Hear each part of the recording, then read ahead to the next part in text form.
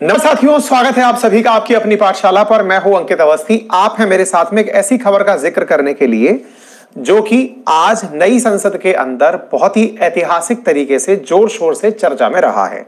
आज देश की नई संसद, जो कि आपने त्रिकोणाकार आकृति में देखी है, त्रिभुजाकार आकृति में देखी है, इस संसद के अंदर विधिवत रूप से लोकसभा का सत्र प्रारंभ हो चुका है। लोकसभा के अंदर जो बिल पेश किया गया वह बिल नारी शक्ति वंदन अधिनियम के नाम से महिलाओं को संसद के अंदर 1/3 सदस्यता दिलाने के लिए, सीटें रिजर्व करवाने के लिए था। इसका प्रभाव विधानसभाओं पर भी पड़ेगा।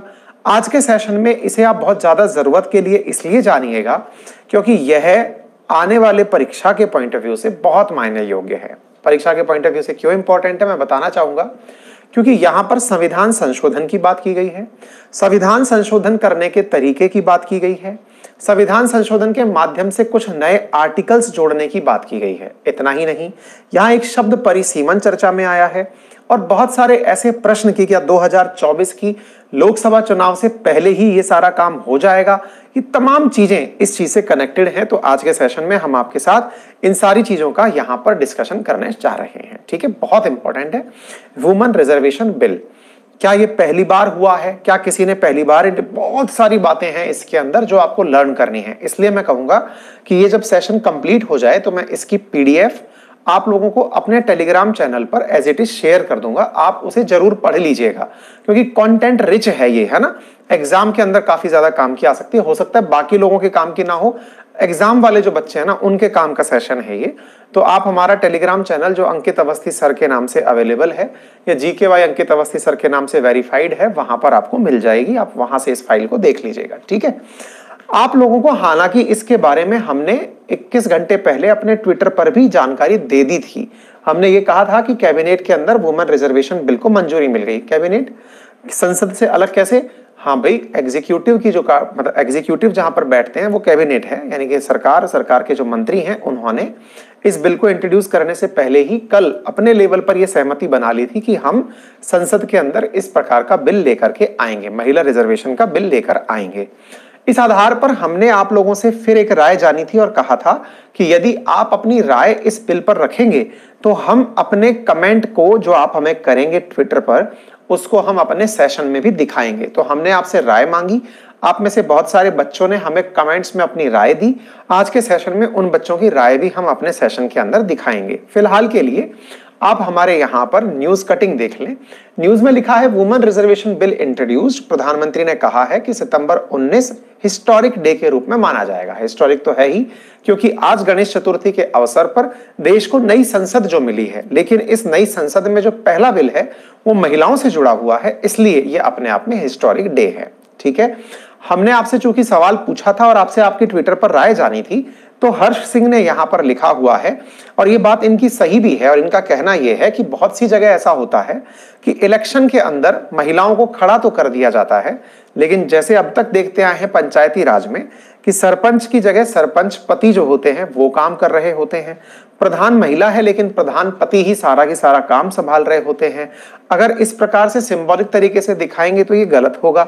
ऐसे ही प्रियंका प्रजापति ने इस बात की तारीफ करते हुए कहा है कि हाँ, ये काफी बड़ी चीज होगी, काफी अच्छे से इफेक्टिव तरीके से काम करेगी। ऐसे ही एक और बालक हैं आदर्श वर्मा, उन्होंने अपने द्वारा लिखा है कि दलों की मांग आरक्षण में आरक्षण देने के लिए है। महिलाओं के लिए 33% सीटों में भी 1/3 सीटें अल्पसंख्यक दलित पिछड़े वर्ग की महिलाओं के लिए आरक्षित रहेंगी। रूपेश कुमार लिखते हैं, सर जी महिला को आरक्षण देने से क्या महिला बराबरी कर पाएंगी? ये बहुत सारी बातें हमारे बच्चों ने हमारे लेवल पर लिख करके हमें कमेंट बॉक्स के माध्यम से, हमारा जो ट्विटर पर ट्वीट था उस पर लिख करके इन्होंने दी है। ठीक है, अगर मतलब आप लोग इस बात में इन्वॉल्व हुए हैं तो आपके सारे बातों का, प्रश्नों का जवाब आज के सेशन में मिलेगा।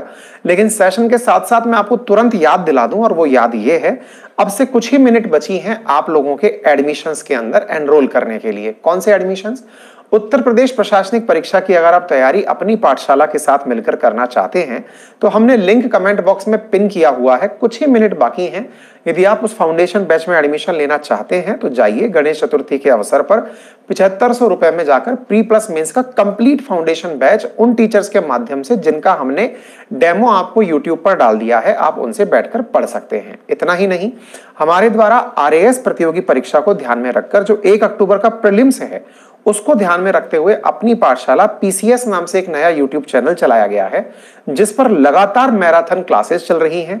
सारी वो क्लासेस जो कि करंट के हिसाब से इंपॉर्टेंट हैं वो चल रही हैं। आज तो करंट के लिए हमने टॉपर्स की भी क्लासेस आप लोगों के लिए अरेंज करवाई थी, आप जाकर उन क्लासेस को ले सकते हैं। कल के दिन आरएएस प्री का एक फुल टेस्ट फ्री आप लोगों के लिए रखा गया है। इतना ही नहीं, इकोनॉमिक सर्वे का रोजाना शाम 7 बजे हमारे एप्लीकेशन पर फ्री टेस्ट चल रहा है। आरएएस प्रीलिम्स का पूरा कंप्लीट करंट अफेयर्स का जो बुकलेट है वो भी हमने आपके लिए उपलब्ध करा दिया है अपनी पाठशाला एप्लीकेशन पर। यदि आप इसमें एनरोल करना चाहते हैं, आपका स्वागत है। आगे बढ़ते हैं। नई संसद के पहले ही दिन लोकसभा के अंदर ऐतिहासिक महिला रिजर्वेशन बिल अर्जुन राम मेघवाल जी के द्वारा पेश किया गया। देखिए, जब कोई मंत्री पेश करता है तो उस बिल को सरकारी बिल कहा जाता है, और मंत्री के अलावा कोई और व्यक्ति करता है तो उसे प्राइवेट बिल कहा जाता है। तो ये नई संसद का अंदर का दृश्य है जिसमें अर्जुन राम मेघवाल जी अपने द्वारा बिल को पेश कर रहे हैं। जिस प्रकार से पुरानी संसद में बहस की आवाजें आती थी, यहां पर भी बहस की आवाजें आप सुन रहे हैं। ठीक है, नारी शक्ति वंदन विधेयक को पारित कराने के लिए सरकार संकल्पबद्ध है। इस प्रकार से इन्होंने अपनी बातें कही और कहा कि महिलाओं को उनके अधिकार देने और उनकी शक्ति का उपयोग करने के लिए, इस काम के लिए प्रधानमंत्री ने मतलब अपने आप को बताया कि मुझे ईश्वर ने शायद इसीलिए इस पद पर बिठाया है। ठीक है, तो प्रधानमंत्री ने अपनी भी इसके प्रति दृढ़ संकल्पता दिखाई कि हम वो ऐसा करना क्यों चाह रहे हैं। प्रधानमंत्री ने अपने भाषण के अंदर 19 सितंबर की तो अमरत्व की बात की ही, साथ में यह भी कहा कि नारी शक्ति वंदन अधिनियम, जिसके माध्यम से देश के अंदर एक नई प्रथा शुरू हो जाएगी कि लोकसभा के अंदर यानी कि संसद के अंदर, लोकसभा, राज्यसभा, विधानसभा, इन सब के अंदर जो निर्वाचित सदस्य हैं उनमें 1/3 सांसद अथवा विधायक महिलाएं होंगी। लेकिन इसके साथ में बहुत सारे प्रश्न जुड़ते चले गए। क्या प्रश्न जुड़ते चले गए कि फिलहाल तो 82 महिला सांसद हैं लोकसभा में। ऐसी स्थिति में यदि बिल पास हो जाता है तो 181 महिला सांसद चुन करके आएंगी। बड़ा सवाल यह है कि यह कब से प्रक्रिया शुरू होगी और इसको करने के लिए क्या क्या आजमाइश की जाएंगी। महिलाओं की भागीदारी बढ़ाने के लिए जो तरीका है, क्या ये केवल और केवल संसद तक ही सीमित रह जाएगा या विधानसभाओं में भी जाएगा? तो जानकारी ये निकल कर आई कि यह तरीका आने वाले समय में विधानसभाओं पर भी लागू होगा और हर 15 वर्ष में इसका रिव्यू किया जाएगा। यानी पहली बार महिलाओं को 15 वर्ष के लिए रिजर्वेशन दिया जाएगा, फिर 15 वर्ष पूरे होने के बाद इसका रिव्यू किया जाएगा कि क्या 15 वर्ष के बाद भी जरूरत है, तो फिर इसको बढ़ा दिया जाएगा फर्दर आगे के लिए।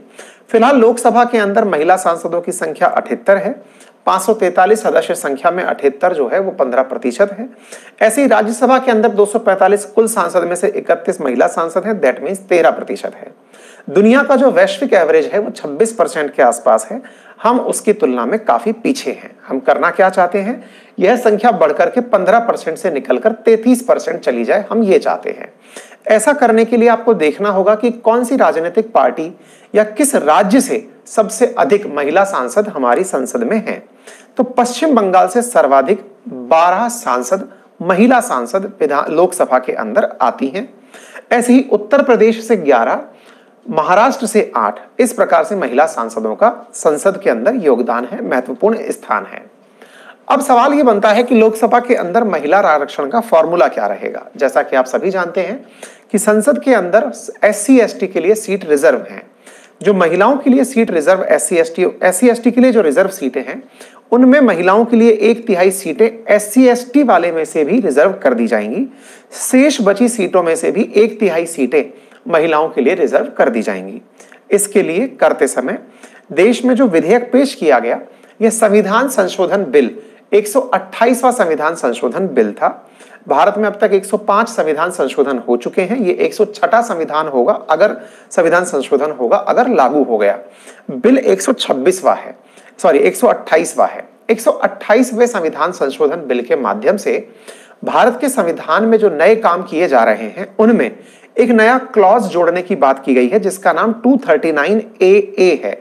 विद्यार्थी इस चीज को याद रखें, बहुत इंपॉर्टेंट है। 239AA जो है ये दिल्ली की जो लेजिस्लेटिव असेंबली है, जो कि दिल्ली यूनियन टेरिटरी है, उसके अंदर भी 1/3 सीटें रिजर्व करने की बात करता है। एक नया आर्टिकल 330 होगा जो लोकसभा में 1/3 सीट की बात करता है। ऐसे ही एक नया आर्टिकल 332 होगा जो कि इसी प्रकार से जैसे कि लोकसभा के अंदर होता है, ऐसे ही जो विधानसभाएं हैं उनके अंदर सीट रिजर्वेशन की बात करता है। ऐसे ही एक नया आर्टिकल 334A की बात की जाएगी जो कि डिलिमिटेशन होने के बाद से इसको लागू करने की बात करता है। अब इंटरेस्टिंग बात ये वाला आर्टिकल है 334A, जिसमें डिलिमिटेशन यानी परिसीमन की बात की है। परिसीमन के बाद ही यह लागू होगा ऐसा कहा गया है, यानी कि पहले देश के अंदर यह चेक किया जाएगा महिलाओं की संख्या कितनी है, पहले जनसंख्या की गणना होगी, जनसंख्या की गणना होकर के तय किया जाएगा कौन सी सीट महिलाओं के लिए दी जा सकती हैं, तभी जाकर इसे लागू होगा। अब बड़ा सवाल यह बनता है कि संविधान संशोधन है तो लागू संविधान संशोधन होगा कैसे? इसके लिए लोकसभा और राज्यसभा के माध्यम से विशेष बहुमत से इस बिल को पास होना होगा। क्योंकि यहां पर विधानसभाओं की आधी से ज्यादा विधानसभाओं की सीटें भी प्रभावित होंगी, इसलिए आधे से अधिक राज्यों की सहमति भी इसमें लेने की बात की गई है। यानी कि यह संविधान संशोधन जिस प्रक्रिया से लागू होगा, संविधान संशोधन जिसकी बात आर्टिकल 368 में भारतीय संविधान में दी गई है, वहां पर 3 प्रकार की प्रक्रियाएं बताई गई हैं। साधारण तरीके से, विशेष बहुमत के माध्यम से और विशेष बहुमत प्लस आधे से अधिक राज्यों की सहमति से। तो जो साधारण बिल है, साधारण तरीका जो है वो इस पर लागू नहीं होगा। यहां पर विशेष बहुमत भी लागू नहीं होगा, यहां विशेष बहुमत प्लस आधे राज्यों की सहमति, ये जो बात है ये यहां पर लागू होने वाली है। क्या ये पहली बार है जब ये बात निकल कर आ रही है? आंसर है नहीं। 3 दशकों से यानी 30 साल से इस मुद्दे के ऊपर चर्चा चल रही है। पहली बार संसद में यह मामला 1974 के अंदर निकलकर आया था। 2010 में मनमोहन सिंह सरकार के द्वारा भी राज्यसभा में इस बिल को पास कर दिया गया था, लेकिन लोकसभा में यह बिल पास नहीं हो पाया था। तो इसका मतलब यह हुआ कि राजनीति में आरक्षण की जो महिलाओं को लेकर के कवायद है वो लंबे समय से चली आ रही है, लेकर 1931 से 1947, 1971, 1974, 1988, 1993, 96, 98, 99, 4, 9, 10, 14, 19 लगातार इसकी मांग चली आ रही है, लेकिन आज तक यह चीज पूरी नहीं हो पाई है। जब ये चीज पूरी नहीं हो पाई है तो बड़ा सवाल यह है कि पूरी करने के लिए किया क्या जाए। पूरी करने के लिए आपको लोकसभा और राज्यसभा का 2/3 बहुमत चाहिए होता है। वर्तमान में जो सरकार है उसके पास राज्यसभा में 2/3 बहुमत नहीं है। 2/3 बहुमत का मतलब हुआ कि आपको जितना परसेंटेज मेजोरिटी के लिए चाहिए वो आपके पास तभी होगा जब अपोजिशन आपका साथ दे। अपोजिशन साथ क्यों नहीं देता? क्योंकि क्रेडिट की लड़ाई है कि कौन क्रेडिट लेकर जाएगा। अगर आज मोदी सरकार कहती है कि हमने ऐसा किया तो विपक्ष कहेगा हम तो 2010 में भी इस बिल को इंट्रोड्यूस कर चुके हैं, तब भी पारित नहीं हो पाया। तो आज की कवायद थोड़ी है, महिला को लेकर के तो लंबे समय से बात चल रही है। तो पहली चीज तो ये कि क्रेडिट कौन लेकर जाए, इसकी अपनी लड़ाई चल रही है। वहीं दूसरी तरफ इसको इंप्लीमेंट करने से बहुत सारे राज्यों के समीकरण बिगड़ जाते हैं, क्योंकि जहां पर जिस प्रकार की पॉलिटिक्स है वहां पर कुछ राज्य इस चीज को पसंद करते हैं, कुछ राज्य खुलकर इसके सामने नहीं आते हैं। ऐसी स्थिति में यह हमेशा टालमटोल की स्थिति में ही रहा है। हालांकि 20 साल के अंदर 59% महिला सांसदों की संख्या में इजाफा हुआ है। कांग्रेस ने अपनी तरफ से कहा है कि हम दलगत राजनीति से ऊपर उठते हुए इस आरक्षण बिल का बिना शर्त के समर्थन करेंगे।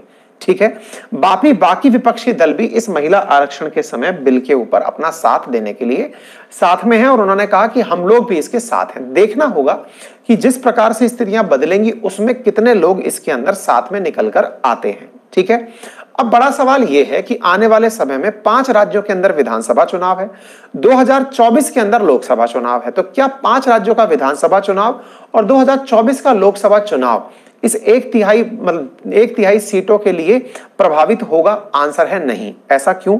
क्योंकि यहां पर सबसे इंपॉर्टेंट चीज जो मानी गई है, जिसमें एक नया आर्टिकल जोड़ने की बात है, वो ये है डिलिमिटेशन। डिलिमिटेशन का मतलब हो गया एक प्रकार से सीटों का पुनः बंटवारा, परिसीमन, कि भाई कौन से क्षेत्र से महिलाएं चुनाव लड़ेंगी, कौन से क्षेत्र से महिलाएं चुनाव नहीं लड़ेंगी। तो यानी कि यह सारा कार्य पहले डिलिमिटेशन के बाद ही लागू हो सकेगा। इस कार्य को करने के लिए एक्सपर्ट्स का मानना है कि बिना परिसीमन के यह असंभव है और परिसीमन 2026 से पहले संभव नहीं है, क्योंकि कोरोना के चलते भारत में अभी तक जनगणना नहीं हो पाई है। तो पहले जनगणना होगी, फिर परिसीमन होगा, तब जाकर कुछ हो पाएगा। इसका मतलब 2024 के अंदर तो यह असंभव ही दिखाई प्रतीत हो रहा है। पहले चुनाव के लिए पहले चुनाव होना पहले कंपलसरी है, उसके बाद में जनगणना होगी, जनगणना के बाद कहीं जाकर यह बात होगी। इसी कारण से कांग्रेस ने इसे चुनावी जुमला करार दिया है, क्योंकि लोकसभा के चुनाव में उतरने से पहले 2014 और 19 में एनडीए सरकार के द्वारा अपने घोषणा पत्र में यह साझा किया गया था कि हम महिला रिजर्वेशन बिल लाएंगे। तो बोले ये केवल चुनावी जुमला है, ऐसा कुछ भी होने वाला नहीं है। ऐसा ही जो लालू जी की पार्टी से सांसद है झा साहब, इन्होंने भी इस बात को कहा कि भाई अगर करना ही था तो पहले जो काम जरूरी है उन्हें कर लिया जाता। यानी कि अपनी तरफ से लोग अपनी अपनी राय देने के लिए आगे आ चुके हैं।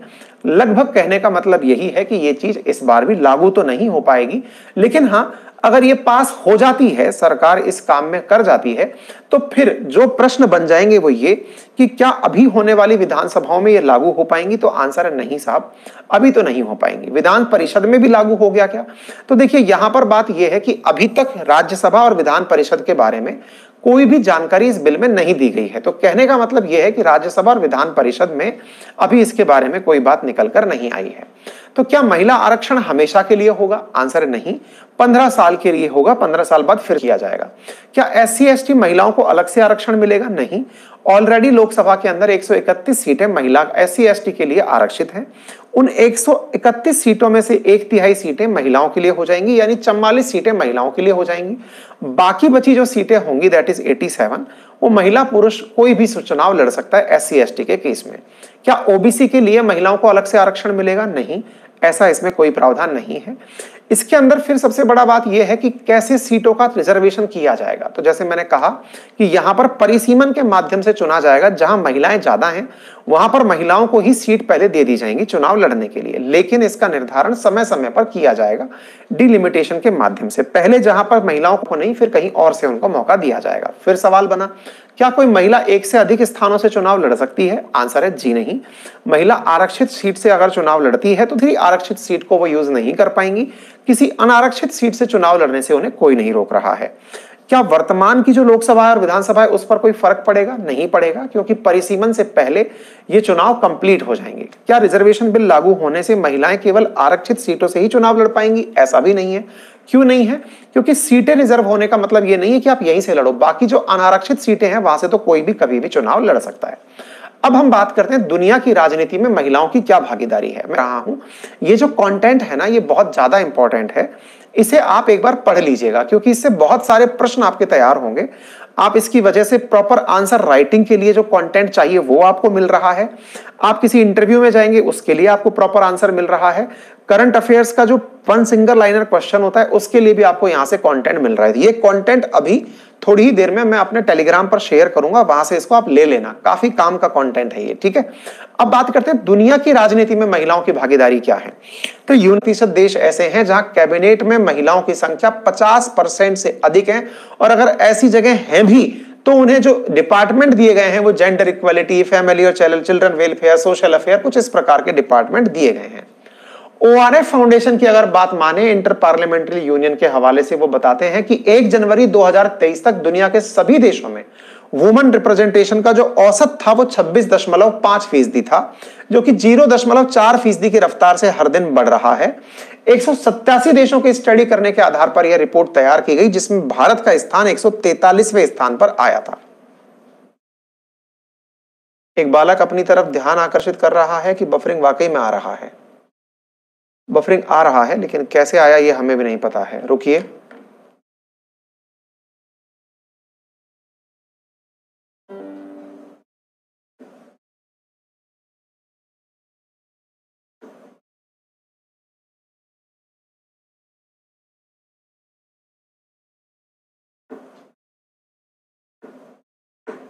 शायद अब नहीं आएगा,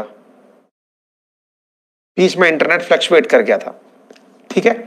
अच्छा, लोकसभा में भारत के अंदर 15.2% और राज्यसभा में 13.8% महिलाएं हैं। ये डेटा 2023 तक का है।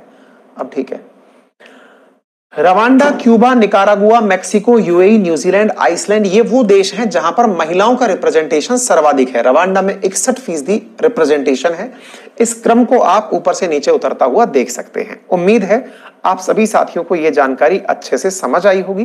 कंटेंट इंपॉर्टेंट है। मैं अपने टेलीग्राम चैनल अंकित अवस्थी सर पर इसे अभी के अभी शेयर कर रहा हूं। मेजर अनाउंसमेंट में फिर सुन लीजिएगा। अब से कुछ मिनट्स बाकी हैं। यदि आप अभी भी चाहते हैं उत्तर प्रदेश प्रशासनिक परीक्षा की तैयारी के लिए अपनी पाठशाला को चुनना, तो मात्र 7500 रुपए में प्री प्लस मेंस का कंप्लीट फाउंडेशन बैच दिया जा रहा है। अभी जाइए, सब्सक्राइब कर लीजिए।